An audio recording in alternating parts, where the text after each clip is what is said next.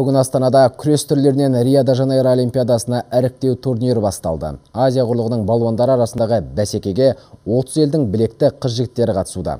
Қазақстан құрамасы сапында алғашқы болып кілемге 74 келі салмақтағы еркін күрес шебері Ғалымжан Өсербаев шығады. Бүгін сондай-ақ әйелдер арасында Зүлфия Яхиярова мен Эльмира Сыздықова да белдеседі.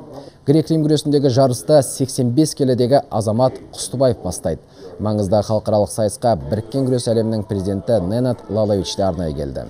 Сербиялық маман жарыс алдында біздің арнаның тілшісіне арнайы сұхбат беріп, күрес әлеміндегі соңғы жаңалықтармен бөлісті.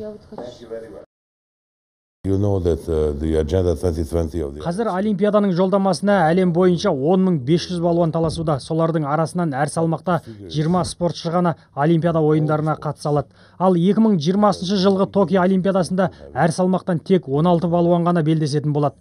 Қазіргі салмақ дәрежелері өзгеріске ұшырамайды, тек қатысушы балуандар азаяды.